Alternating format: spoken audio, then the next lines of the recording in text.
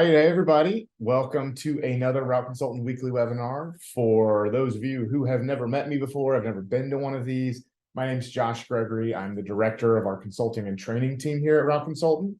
So all that means is that I work with a bunch of different people who come through here. So new investors looking to get into the space for the first time, I'm helping understand, educate, help through that process. Also work with current contractors all the time to help them understand their business, how to make more money, how to be more profitable. So all across the board. And again, if you've never been here before, just so you kind of get a sense of what today's going to look like, I will go over some content and then we will go over some updates and then we will open it up for a live Q&A at the end.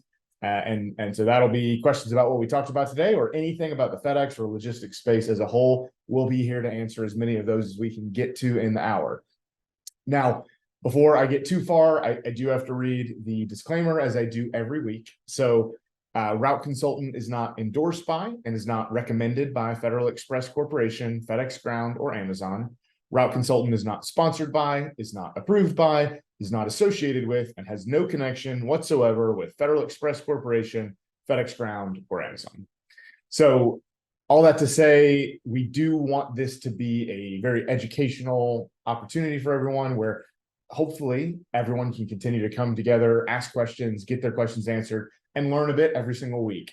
So again, I mentioned that there is going to be a Q&A at the end. If you have those questions that come up while I'm talking today, or you can save them for the Q&A at the end, just make sure that when you're typing in those questions, put it in the button at the bottom that says Q&A. If you put it in the chat button, I'm going to miss it. In the chat also will be some links that might, kind of lead you to help you with some of the things I talk about today. So you can check there for that, but for the actual questions and the Q&A portion at the end, make sure you put it in the Q&A button at the bottom. So today, what we wanted to talk a little bit more about and dig into is how you manage one of your most critical expenses, which is fuel. And that's going to be one of your biggest expenses regardless. P&D, line haul, logistics as a whole, that's going to be a big one. So lots of variables to consider here. So I've brought Jesse Smith on to help me go over it all. So Jesse, if you want to come on and just give a little introduction, and then we can jump into it. Hey, Josh. Hey, everybody. Glad to be here for this next webinar. I always love being here. So yeah, we want to talk today about fuel efficiency, monitoring, auditing, making sure your drivers aren't stealing from you, some bigger, overlapping issues in terms of, taxes and reporting and things like that. So we're going to hit it from all angles today, but I'm really going to talk about it from the operation side, as I tend to do.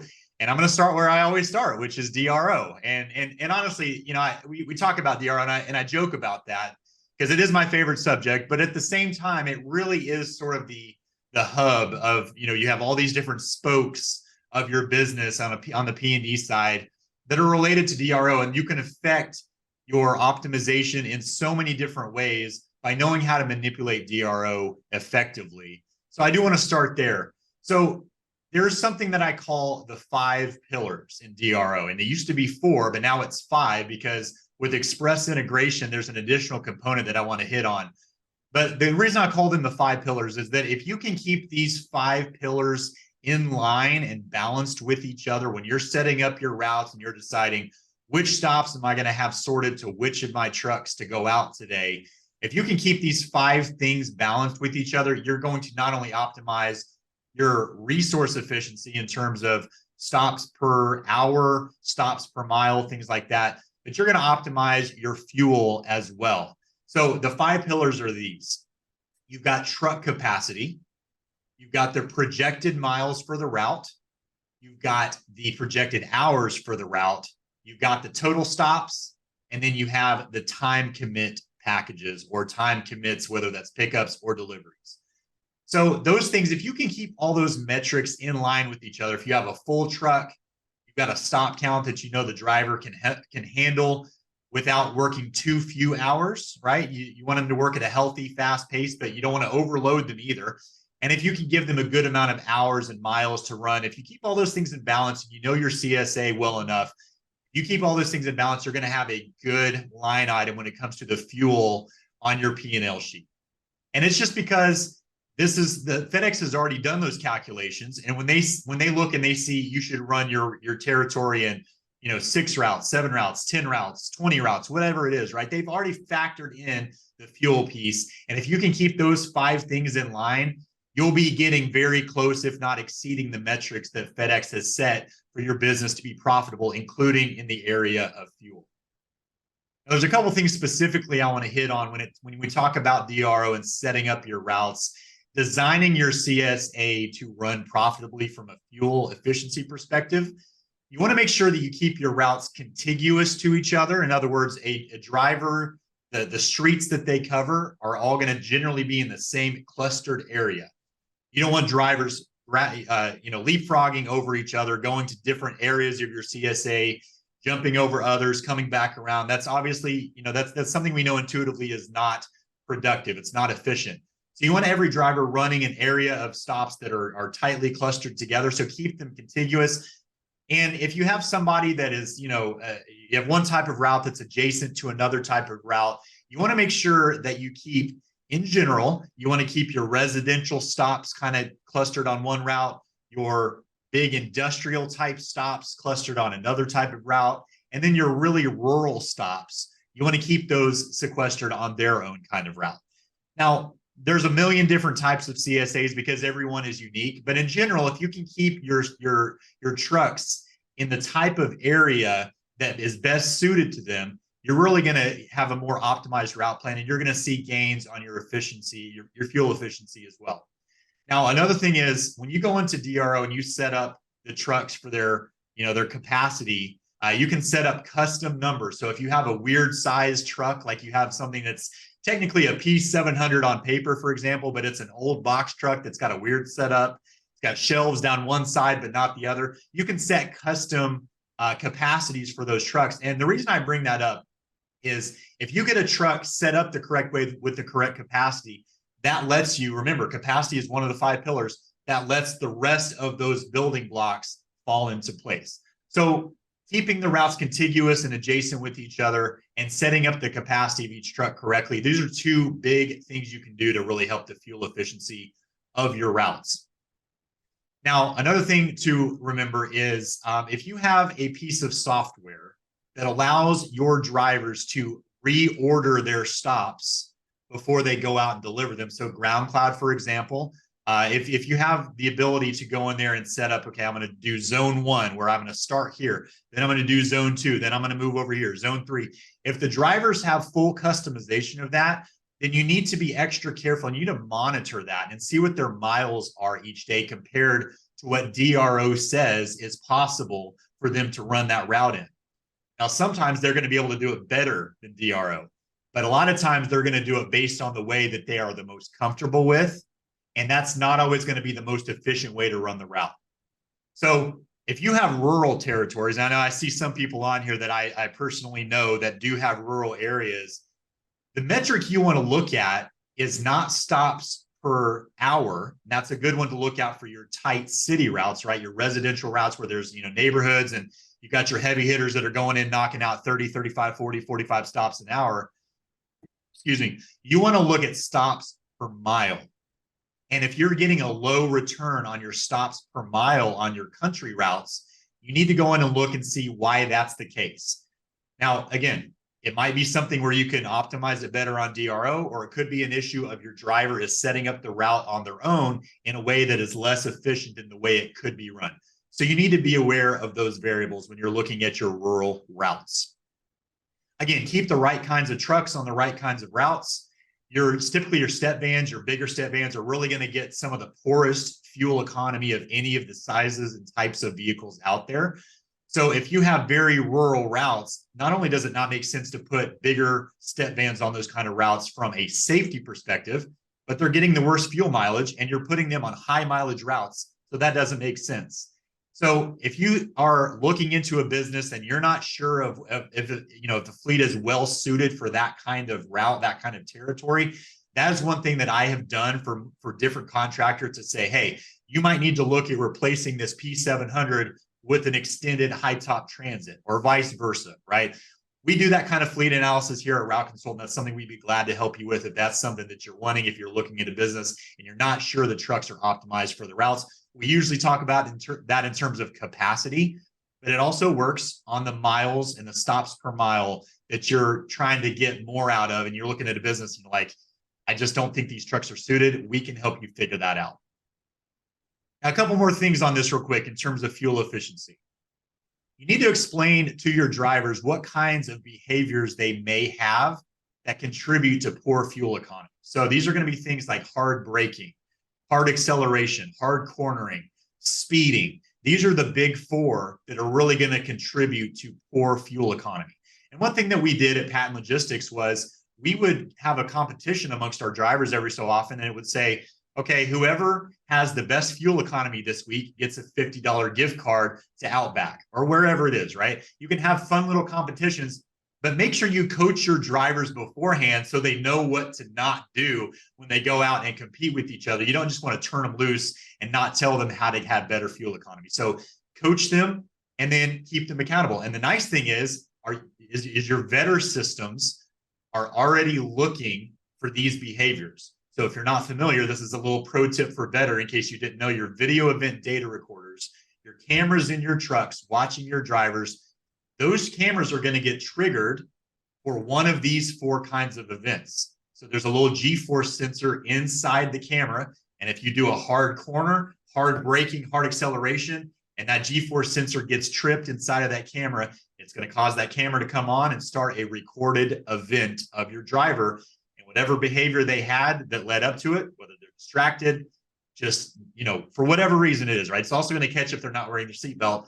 But in terms of what you're trying to target for fuel economy, the vetter is already going to be looking at those things from a safety perspective. So there's some nice overlap there that you can rely on your technology and leverage that to your advantage when you're trying to improve that. Then the last thing I want to say on fuel efficiency is there's a lot of companies out there that have really, really good telematics, stuff that plugs right into your OBD2 port on your vehicles that'll tell you right there from the truck itself how much fuel economy you're getting. And then you can coach your drivers from there. You can see if there's codes being thrown. Telematics, they do so many things these days, but fuel economy is one of the really good things that they offer. So if you don't have a solution like that, or you'd like something like that, contact us here at Route Consult. We can tell you some of the vendors to use for that. So that's fuel efficiency. Now, the other big thing is it doesn't matter if you have the best fuel efficiency if your drivers are unscrupulous and stealing that fuel from you. Now, this is something that a lot of contractors have dealt with. We've certainly dealt with it at Patent Logistics. And there's a few things you can do to really help yourself avoid this. Number one is have a really solid handbook policy around this. If you suspect any kind of wrongdoing or you think that this might happen, you need to have something already in writing in your handbook, your employee agreement, that your drivers can sign beforehand that you can hold them accountable to. So if it's something that you're not sure if drivers may know if they're stealing fuel or not, you might think, well, how do they not know? Well, let me give you an example. In some terminals, and this is not a lot of terminals, but in some cases, drivers take their trucks home at night. So this would be for your more rural territories. Your drivers may take the truck that they use to deliver packages. They may live out in your service area. So they might drive it in the morning, get the packages loaded up, and then finish their route and go home after they finish their route. They might decide on their way home, they're going to stop at the local grocery store a couple miles out of the way and get groceries and fill up at the same time. Now, if you're watching them on their ground cloud path, if they're still logged in, or if you have onboard telematics, you can tell this truck is in service and it's going way off the path that they should be going for their routes. That would be fuel theft. Now, they may not be aware of that. It might not be malicious, but that's something that you need to keep an eye on. And you need to have a payback plan for your honest drivers that just made an honest mistake. And then also have a policy for those who are just trying to get away with it under the radar. Now you're like, I can't keep an eye on all 15, 20, however many drivers I have. I can't watch them all at the same time. Well, guess what? It's a lot easier than you think. Drivers are creatures of habit. So they all have their favorite stop and shop, their favorite UDF, their favorite Shell station, wherever it is. They always stop at the same one at the same time, typically, each day that they drive. So it makes it pretty easy to track their path and their typical habits. If you take a couple days on your routing software and you follow their path, you're going to see they're doing that day in, day out. And if they're going off if they deviate from their normal path, where they should be going in order to get to their first stop or coming back from their last stop, and they're going way out of their way, you can see exactly where they're going. And if it's, outside of work hours, they've already logged out of their scanner, you can check all these things and check them against each other to say, this guy was already logged out. He didn't log out of Ground Cloud, and he stopped at this gas station over here, and the fuel expenditure was way higher than normal. Or he bought diesel as opposed to gasoline, or vice versa, right? That tells you that they had somebody else meet them at the station and fueled up their secondary car, and they got back in their truck and drove to the station. There's a number of things that you can look for, but having a good routing software that you can track their path is going to be really important. Now, the last thing here is going to be having a good piece of technology that keeps the cards assigned or even physically close to the truck. A lot of contractors use an option that's a little lockbox on the side of the truck with a little string attached to it that you can attach the fuel card to. It's got like a 6 or 8 foot elastic string. They open up the little lockbox, they can pull it out, swipe the card, and then let it go back in the lockbox and close it up. So that keeps it safe from other people who don't know the lockbox code, and it keeps the driver themselves from taking the fuel card away from the truck. And the final thing I'll say on this is, when you're assigning personal identification numbers, the PIN numbers for these cards, keep your cards assigned to the truck. Don't let your drivers take them home. Keep the card assigned to a truck and have a specific spot on or in the truck that the card needs to stay. And then assign the PIN number that can work on any card. Assign the PIN number to the driver. Some people do that opposite. They assign a PIN to the truck so that whatever driver comes in and drives that truck uses that PIN assigned to the truck. Not a good idea if you're trying to monitor which driver is stealing fuel from you. Assign your PINs to your drivers and assign the cards to the truck. So these are best practices for better fuel efficiency and avoiding fuel theft. Perfect. Yeah, thanks, Jesse. Yeah, and all of that is critical. And the number of stories we could tell you for the creative ways in which drivers have stolen fuel or used the card to steal, it's we could probably spend a whole webinar just on those stories. So what I'm going to come back to is beyond the operations and things you'd be doing there. I want to first make sure and help everybody understand kind of how FedEx calculates and pays for fuel, and then I'll give a few more tips around it. So I'm going to start by talking you through how it works on the P&D side, and then I'll come back to line haul. So for P&D, you're going to get a weekly settlement from FedEx. These settlement statements, you're going to get them every single week, and it'll show you all the stops, all the packages you delivered, and it breaks down how much they're paying you for everything. And one of those components is the fuel surcharge. Now, this is the amount that FedEx is going to pay you per stop, and it's going to cover the price of fuel. So it'll be something like 20 cents, and you get 20 cents per stop to kind of cover your fuel expenses. And that surcharge is set at an initial amount when you first negotiate your contract, and then it's indexed against the current price of diesel fuel at that time. And then each week, as the price of fuel moves up and down, the fuel surcharge is going to adjust as well. So it is really important to note that on the P&D side, it is not designed to cover the entire cost of fuel. So it is going to help. It is going to cover some of your expense. And it's also a hedge against the price of fuel, because as it goes up, it adjusts as well. So it will never cover all of your fuel expense on the P&D side, or should not. In very rare cases, maybe, but it is not designed to cover your entire fuel cost. So like Jesse talked about, your most important strategy here is to control your fuel efficiency as much as possible, and to prevent driver theft, and to have some way of understanding all of that data and tracking it to ultimately save as much money as you can, because FedEx is not covering the complete price of fuel here. So the biggest thing and the biggest recommendation that you need to hear when it comes to P&D and fuel is that you have to have a fuel card. There are lots of options. There's lots of vendors here. The one I would recommend is the Route Consultant Purchasing Alliance, the RCPA fuel card. It does everything I mentioned earlier. So it has controls to protect from driver theft. That needs to be a minimum.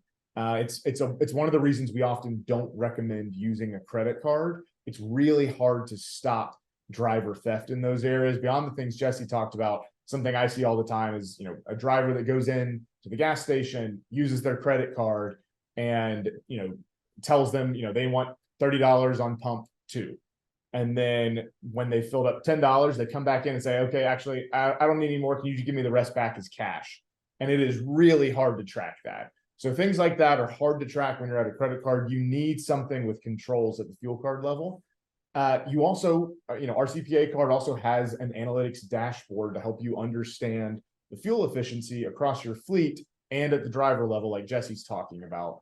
And the last thing you need just some kind of discount, anything to help you minimize the cost of fuel. And fuel cards in general should all do that. Our CPA in particular does. And it's usable at any gas station that takes MasterCard. So you're benefiting there from the collective purchasing power of the entire contracting network. And it's been really difficult to do that before our CPA existed. It's one of those things FedEx has always done of kind of fragmenting that power base. And so that is a way to take advantage of that, save a lot on fuel. And if you have any additional questions about that or the RCPA fuel card in general, you can just reach out to rcpasave.com. They can help you out with all of that. But I need you to hear that if you're operating in the P&D space, you need a fuel card. Credit card's not sufficient. You need to operate there. That's the number one way outside of all of the operational things you should be doing to save on fuel. It's kind of a minimum. Day one as a new contractor, you need that's, along with all the other vendors, you need on day one a fuel card that you're giving to all of your drivers. Now, fuel surcharge works a little bit differently on the line haul side. So first is there's something called, it's the varying fuel mileage rate. Instead of being paid a per stop rate for P&D, in line haul, you're paid a mileage rate. So it's just an amount per mile that they pay. Now, importantly, that rate is indexed against the price of fuel in the market from which you dispatch. So if you leave from St. Louis and you're going to Phoenix, you're going to get a fuel surcharge based on St. Louis prices. And if you're going from Phoenix back to St. Louis, it's going to be based on the prices in Phoenix. So it also does vary week to week the same way the P&D fuel charge does. So it's just based and looking at that price of diesel fuel each week. Now, on the line haul side, you do still want to get a fuel card. You do still want to encourage your drivers to be efficient, think through all of those behaviors that Jesse talked about on the P&D side. But there's another important additional factor there for line haul that a lot of people miss. I still see it all the time. And that is that you need to pay really close attention to where your drivers are filling up. One of the biggest benefits is that you can get wholesale prices on the pumps that are at the FedEx terminals. It's not at every terminal, but there are a large number of FedEx terminals that have pumps for the line haul contractors. And they're generally going to be better prices than anywhere else. The problem is, if you're not paying attention to it, drivers really like to go to places like Pilots and Loves, that they have their own loyalty cards. They like the showers, whatever reason it is, but you are sacrificing points of margin. It is a material amount by letting drivers go wherever they want for fuel. So it needs to be something that you're always looking at weekly to make sure that drivers are going to the right spot. And, I mentioned those settlement statements you get every week. It shows where they're filling up. So you get that information each week. You'll know where they're filling up. It's something you or your BC can be tracking. And it needs to be something you regularly watch and coach or even discipline your drivers around to make sure it is a priority in their minds. Also, like I said, it's on the settlement statements. So if you're evaluating a business that you're looking to buy for the first time, that is an area where if you see they're not filling up at FedEx terminals ever, that's an area where that you can come in on day one and make some changes and potentially save points of margin immediately. So that's just an upside for you as a buyer to know when you're coming in and see that. There will be times where you cannot always fill up at a FedEx terminal. It's just depending on where the run is. Maybe it's a run where that's going really far out to rural areas and there's not a good terminal to fill up at. So you still need a fuel card for line haul, something that's basically you're using as kind of your outside fuel card. So outside the terminals, you still want to find a way to track all of this, have data and still get discounts. So you might need kind of a 2-card strategy depending on where your runs are. So just keep that in mind. But really, as much as possible, you do need to try to stick to the FedEx terminals. And, I talk about how it's saving money, but I have seen contractors in the line haul space who are running new vehicles, so they're getting great fuel efficiency, and who are really fanatically managing this to make sure that their drivers are filling up at the right places and optimizing that fuel strategy. And not only is the fuel surcharge from FedEx covering their expense, it's more than the price they're paying for fuel. So it actually comes down to where they are profiting off of the fuel expense that FedEx is paying them. So some of that isn't just fuel strategy, it's going to tie back to fleet strategy as well, having the right trucks on the road. So like Jesse talked about, there are very important considerations on the fleet strategy that tie into your fuel strategy that if you have any questions on, we can help. But this is a way that I've seen, large contractors turn fuel into a profit center for them, just by beating that average that FedEx is planning and calculating around. So all that to say, everything we've talked through today, there are lots of things to be thinking about when it comes to controlling your fuel expenses. So this isn't just something you should look at as a line item. It is a part and should be a part of your kind of holistic strategy around the business. And you need to be building a culture that prioritizes those behaviors, prioritizing that fuel efficiency, and to partner with vendors like RCPA to help have the right fuel card in place and ensure that it's carried out. So that is what we wanted to cover on fuel today. I have a couple quick updates on new listings, and then we will get to the open Q&A. So as I'm going over this, if you have any questions, you can go ahead and type them into the Q&A, and Jesse and I will get to that in just a second. So a few listings to highlight this week. The first is out of Kentucky. It is 14 P&D routes at 1.6 million. It is, has a manager, spare trucks, and services a really large city in the state. And it also is only operating 6 days a week. So if you're interested in that one in Kentucky, just reach out to our team. Next one is in North Carolina. This one is 20 P&D routes at 1.9 million. This one is really profitable, 2 managers and an on-site mechanic. Those are always great to have to keep your R&M, and also helps on the fuel side to keep those trucks fresh. Has 9 spares as well. So you're not going to have much issues on the fleet side there. Low mileage operation that might be SBA eligible. And you're going to be seeing in the chat, as I mentioned, these links are coming live. So if you're looking to directly find out information about any of these, they're in the chat right now. Next one's out of Idaho. It is 5 P&D routes at $325,000. This one is 6 trucks. There's a spare, really low mileage. And so it's a nice low entry, smaller price point if you're looking out in the Idaho area where you can still buy a profitable operation. We have another one out of Idaho, 6 P&D routes, 450,000. And this one has a manager and 6 trucks as well. So it's a little bit higher mileage, but that makes the day a lot easier on your drivers. So also has a full-time manager as well. And again, another low price point.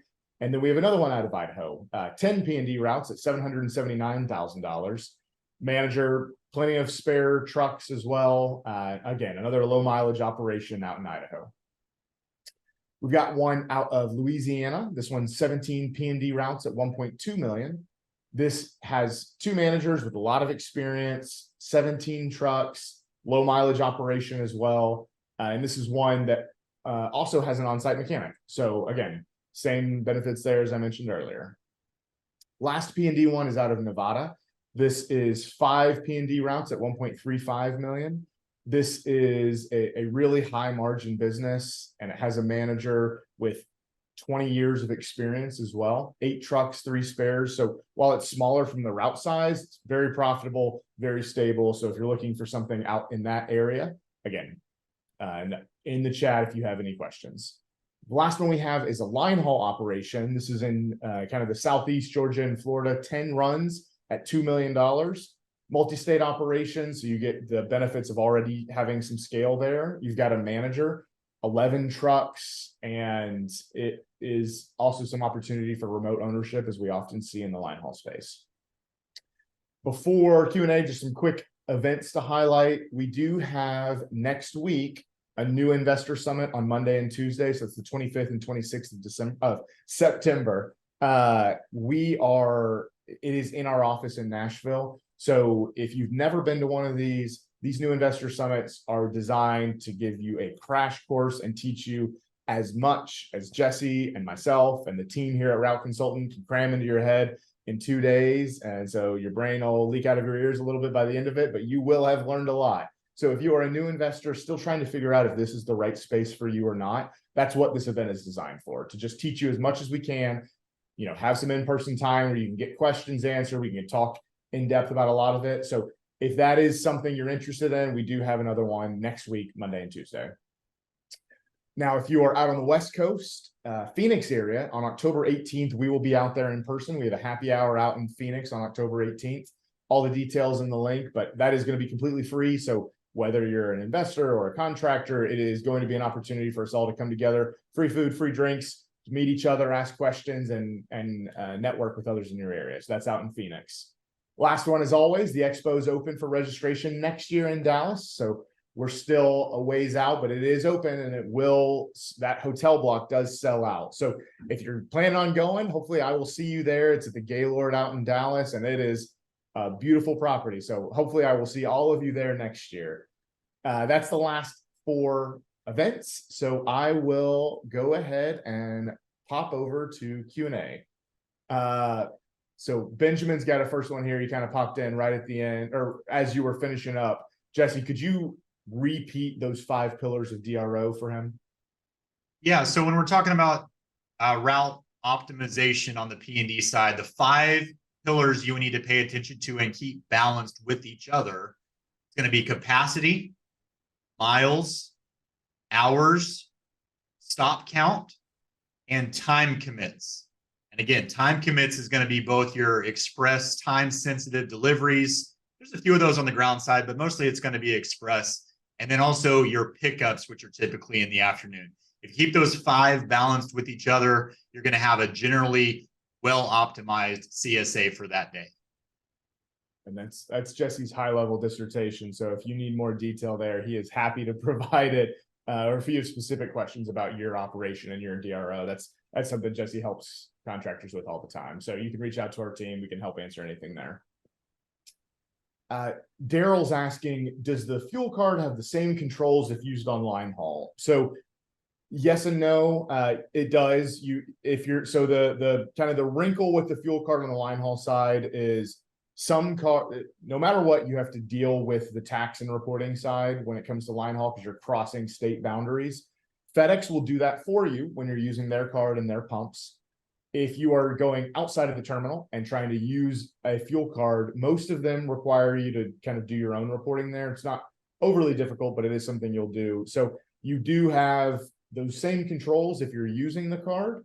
If you're using FedEx's card at the terminals, you won't. But there's not really as many opportunities for theft when they're actually at the FedEx terminal using those pumps. There's not, some kind of gas station attendant that they can work with, or any kind of they can't really bring their family into the terminals to help fill up there. So there's not really as many opportunities for theft when we're talking specifically FedEx terminal fill ups.